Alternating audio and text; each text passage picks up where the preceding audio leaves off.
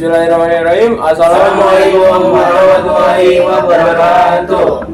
Halo guys, selamat datang kembali di Podpad Podcast 4. Informasi tepat, cerita sejarah, bangkitkan semangat.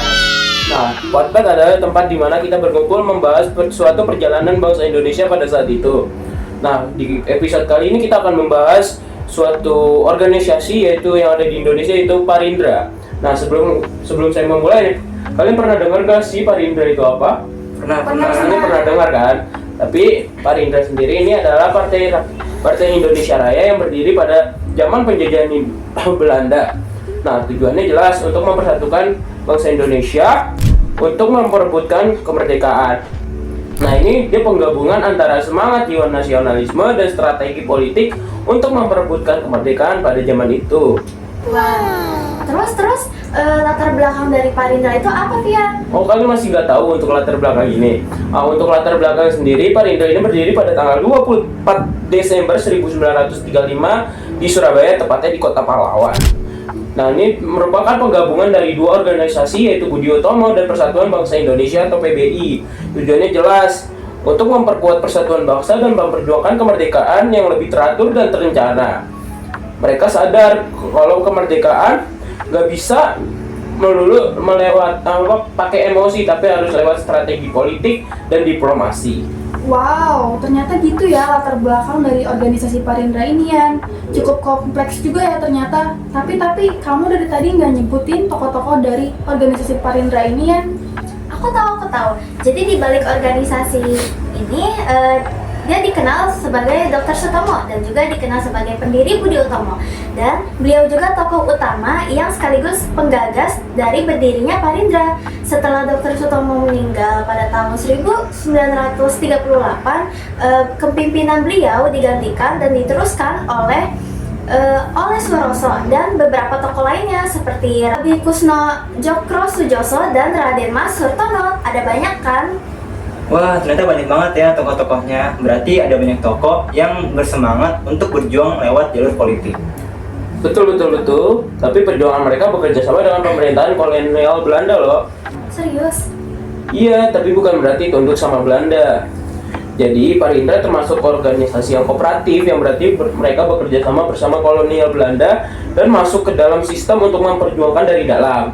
Mereka percaya bahwa lewat dalam itu aspirasi rakyat lebih didengar dan lebih mudah diperjuangkan. Oh gitu, Yan. Tapi mereka sebagai organisasi kooperatif, Parindra ini termasuk organisasi aktif nggak?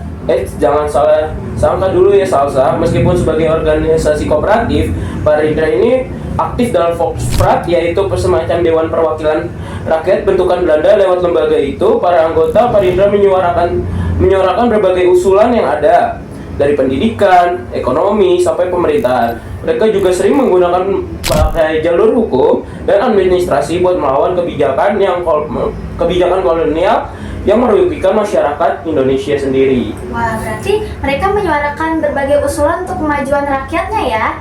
Keren banget. Iya kan? Setuju. Berarti mereka punya kontribusi besar dong untuk Indonesia. Betul. Emang kamu tahu apa, Sa? Padahal nggak tahu ya. Kontribusi Parindra itu nggak bisa diremehin loh. Mereka menjadi jembatan antara generasi perjuangan awal dengan pergerakan politik modern menjelang kemerdekaan.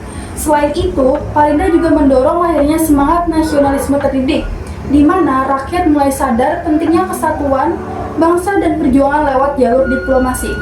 Oh iya, Parindra juga dikenal aktif di bidang sosial dan ekonomi, seperti mendirikan lembaga pendidikan serta koperasi rakyat. Asli, keren banget organisasi Parindra ini. Berarti Parindra ini tidak bisa diremehkan ya perjuangannya untuk Indonesia. Setuju. Tapi setiap perjuangan itu pasti ada akhirnya dong.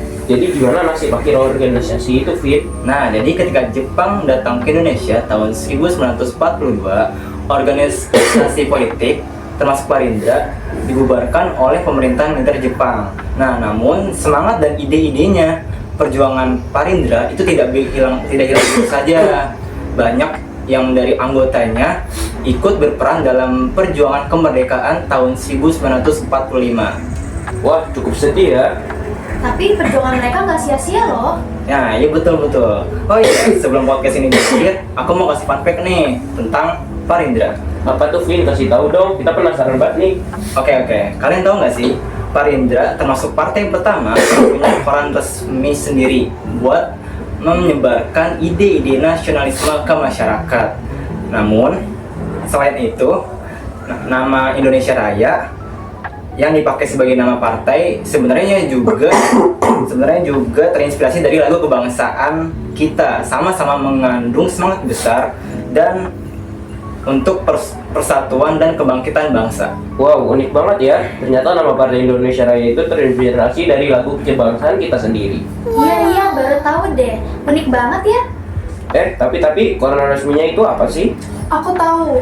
Koran resmi itu Surasa Umum sebagai corong Parindra terhadap pergerakan dengan rentang waktu 1932 sampai 1938. Oh alah gitu tak, keren. Nah, itu dia pembahasan tentang Parindra, Partai Indonesia Raya, yang salah satu organisasi penting untuk menyiapkan kemerdekaan Indonesia.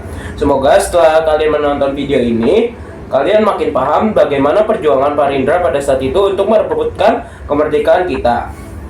Sekian dari kami, sampai jumpa di episode sejarah kita berikutnya, dan jangan lupa semangat, tetap belajar dan tetap cinta Indonesia. Kurang lebihnya mohon maaf. Wassalamualaikum warahmatullahi wabarakatuh.